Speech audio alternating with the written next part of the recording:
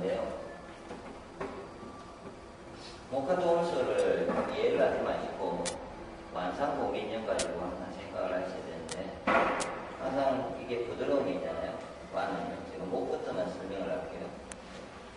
완이 부드러움인데, 이게 제가 상상을 씨가 이렇게 나는 거를 상상을 하시고요.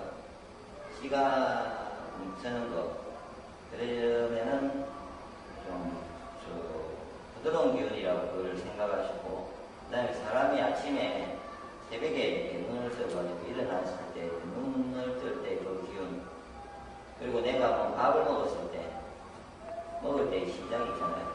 그때 그 어떤 그런 이 부드러움이에요, 항상. 공통점이 거의 모든 게 부드러움이 있어야 그게 행위가 된다는 거죠. 그러지 않으면은, 음양오행이라는 자체는 인치와 법칙이기 때문에 한 가지라도 어기면 안 맞기 때문에, 이게 예를 들어서 뭔가 시작될 때의 그 모습이 부드러움이다, 완이라고 이렇게 생각하시면 맞죠. 그래서 이게 시작이 출발입니다. 네. 시작과 출발인데,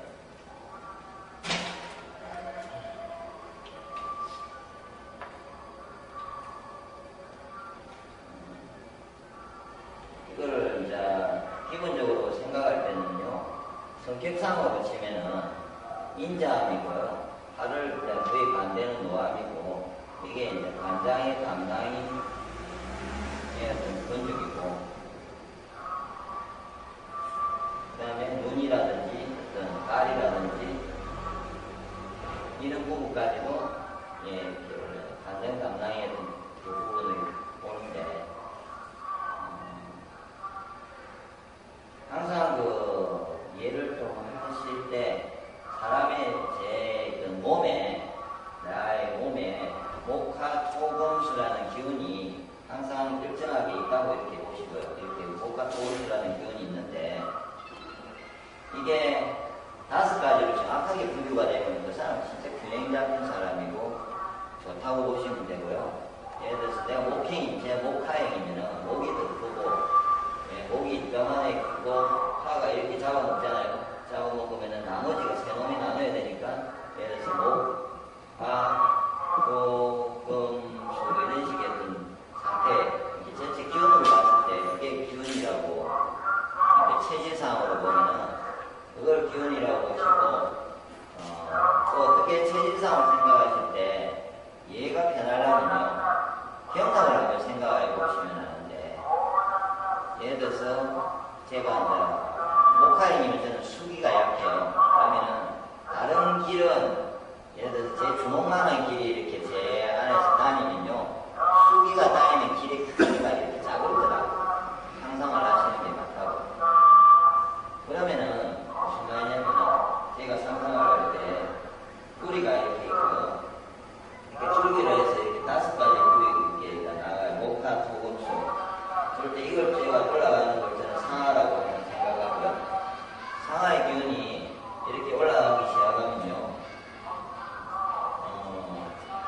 기가 예를 들어서 막히면은, 기가 예를 들어서 스트레스를 받으면 다 안 올라갈 거잖아요. 그런데 예를 들어서 그렇고 목 기운이 이렇게 커요, 이 사람이. 그 다음에 화도 그 다음 두고 해놓고 그 다음 자꾸 한 줄기만 이렇게 있는 사람이 있다면은, 한 줄기만 있는 사람이 있다면은, 제가 예를 들어서 스트레스를 받으면 영향을 주긴 주죠. 그런데 스트레스가 영향을 주긴 주는데, 스트레스가 어디에 영향을 주냐면요, 보세요.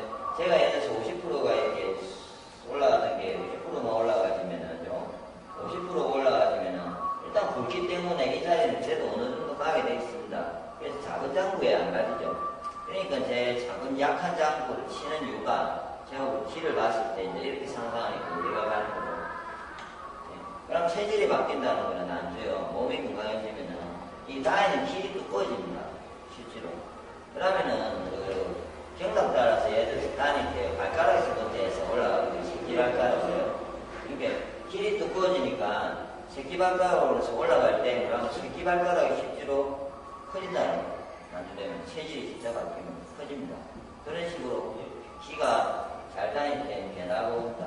그래서 그렇게 생각을 하셔야 되는데, 그러면 예를 들어서 제가 이제 이따만 목이면은요, 이렇게 큰 다른 기운보다는 훨씬 컸다고요. 그런데 제가 완한 기운, 이제 부드러움을 많이 쓴다고요. 제가 부드러움을 많이 쓰잖아요. 그러면 부드러움을 많이 쓰면은 이게 오늘 쓸 수 있는 기운이면 제가요, 이거를 한 반나절에 다 썼다 치면요, 제가 너무 어떤 심한 완한 기운을 언제 쓰냐면은, 예를 들면 근육을 엄청나게 쓸 때 제가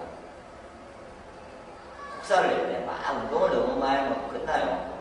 하루에 자기가 쓸 수 있는 완한 기운이 끝날 거거든요.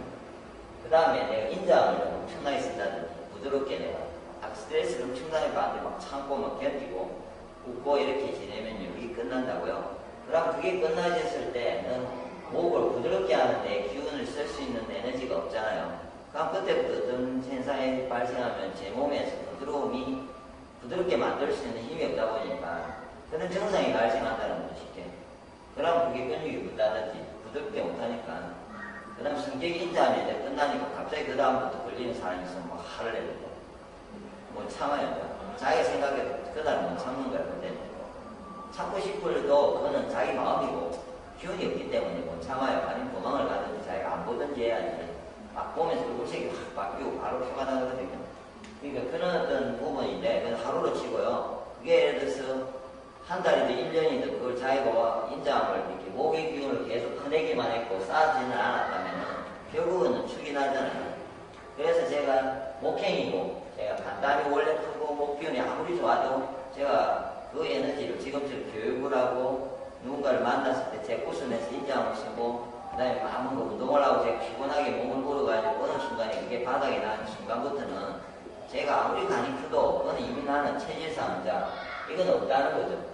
뭐 예를 들어서 이 기운이 거의 죽었어요. 예를 들어서 이렇게 요만해진다고요. 체질이 있자 내 상에 나머지는 있다 치더라도 그럼 이게 이제 내 몸 상태라고, 빈 상태.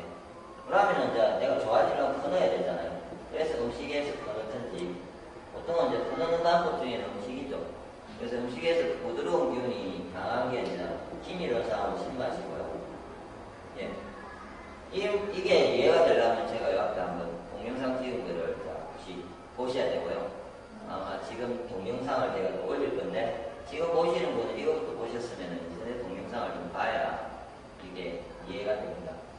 그래서 신맛을 제가 좀 끊어줘가지고 이게 축적이 되어지면 이만큼 쌓였으면 그날따라 어느 정도 에너지가 있으니까 조금 인자함이라든지 근육이 돼요. 또그 끊으면 또 그날따라 화도 내고요. 예? 일이 돼요. 그러다가 이게 없으면은요, 이게 노암이 발생해서 갑자기 사람이 포근하고 복설을 하고요. 예? 그 다음에 어떻게 해요? 그다음 결벽증 이런 거 생기죠. 사람이. 부드러움이 없다 보니까 인간관계도 이렇게 자기가 탁 나뉘져요. 싫고 좋고에 완전히 엄청나게 예민하고요. 결벽증이 생긴 내가 부드러움이 없다 보니까 물건이 제자리에 딱 있어야 되는데 내 눈이 거슬려. 그러면 그게 조금이라도 흐트러지면 안 돼요. 다 그 자리에 있어야 돼요. 진짜로 제가 결벽증이 심한 사람을 어디 이제 봤어요. 그 사람이 어떻게 하냐면은 화장실에 들어가서 뭘 청소를 하던데요. 한 2~3시간이 지나도 안 나와요. 왜냐면 화장실에 그것까지 닦습니다. 물기까지. 화장실 바닥에서 튀어는 물기 내가 애들 들어가서 정말 썼잖아요. 튀었어요. 그러면 내한테 말을 안 하지만 본인이 들어가서 정리를 해야 돼요. 그게 하나라도 어긋나면 안 돼요. 순서대로 나와 있어야 되고 물기가 깨끗해야 되고 탁 이래요. 너무 심한 사람은 지금같이 발에 열이 굴굴 나잖아요. 그러면 집에 들어오면 발바닥 자국이 생기다 없어지잖아요. 그럼 난주 제가 결국 가고 나면 그까지 딱 닦는 거죠. 앉아가 그 모든 걸 다 닦고 이렇게 정리를 해야 자기가 편안함이 생겨요. 이게 이 목행이 약할 때 그런 성향이 발생한다고 성격이. 혹시나 그런 성격인 사람은 이게 목 기운이 엄청나게 약해져서 거의 없다고 보시면 되고요. 그래서 끊어주시면 그런 성격이 없어져서 대충 어질러놔도 좀 어리저리져 있는데 그거만 있지 뭐 이런 어떤 여유로움이 생기고 누가 내한테 거슬려게 해도 저 정도는 그럴 수 있겠지. 내가 봐준다, 편안하게 해준다 이렇게 해가지고 그냥 너그럽게 그냥 묶어 넘길 수가 있다는 거예요. 네. 그래서 이제 보통은 뭐 소극복설하고 폭력을 막 쓰잖아요. 그래서 텔레비 보면은 뭐, 예? 요 앞에는 뭐 애가 할머니 죽이고, 예? 그런 거는 이게 이제 싱글 안 품이 있어요. 간단한 얘는 그냥 간단하게 왜 그걸 방지하려면 그 할머니가 그애한테 계속 10만원, 식초라도, 밤식초라도 좀 주고 있었으면은 그 애는 그런 상태까지 안 가는 거죠. 그러니까 아마, 다른 뭔가 이렇게 완화 기운에 대해서 이런 오행을 이해를 못 해가지고 그런 부분이 발생하죠. 그래서, 그렇고, 성격도 이제 몸상으로는요, 근육이 견직되다 보니까 특히 근육 중에 특히 발이나 발바닥에 이렇거든요. 발바닥에 근육이 경직이 되다 보니까 걷다 보면요, 뛰지도 않아도 걸으면 이게 노다 부러지다 보니까 이 뒤쪽 부분에 인대나 이게 파일이 생기죠. 그게 종막염이라는 거죠. 이래가 염증이 생기는 안주 터져가지고 안에서 근육에 파일이 생기죠. 그럼 그게 감기운이 좋으면요, 다치면 빨리 치유를 하잖아요. 감기운이 나쁘니까 치유가 안 돼요. 그러니까 쌓여있는 데다가 그 사람이 안 걸으면 되는데, 계속 걸으면서 치유가 안 되니까 더 심해져요. 나도 쭉 걸으면서 오랜 상태가 발생해요. 그래서 어디를 갔는데 치유가 안 된다고 난리죠. 예. 그거는 치유를 시키려면 제가 보기에 안 걷든지, 아니면 자기 목기운을 엄청 강화시켜가지고 치유가 되게 가게 만들든지, 운동을 해도 상관없어요. 그러니까 저도 종막염이 건강한 사람이 생길 수도 있어요. 뛰다 보면은. 그렇지만 건강한 사람은 적당히 걸으면서 자기가 잘 먹어주면 없어진다는 거죠. 예. 그리고 예를 들어서 최근에 제 아들이 고관절이 태권도를 하다가 8살인데 워낙 좋아하니까 뛰는 거를 출렁기도 하고 너무 팔딱팔딱 뛰다가 이게 나빠져서 집사람이 그냥 저한테 묻도 안 하고 의사를 그래도 믿으니까 그것이 의사한테 가서 찍어볼 거예요. 그러니까 여기가 이제 고관절에 염증이 생겨서 어떻게 해가지고 잘 안 맞는다 이거죠. 그러니까 요즘 애들이 간이 나쁘면서 안 나니까 이걸 어떻게 하면 치유가 되냐면 처방이요. 병원에서 한 달 이렇게 묶어놨고 이거 좀 열해서 이걸 못 움직이게 해 이게 치유가 된다 이거죠. 예. 그 말은 그렇게 치유가 되는 애들은 목기운이 워낙 약해갖고 이쪽에 거의 기가 안 가는 거죠. 그래서 그 애들이 그러면은 애들을 병원에 묶어놨지 않고 그냥 둔다는 말은 팔딱팔딱 뛰어다니는 거죠. 애들이 혹시 걸어다니겠어요?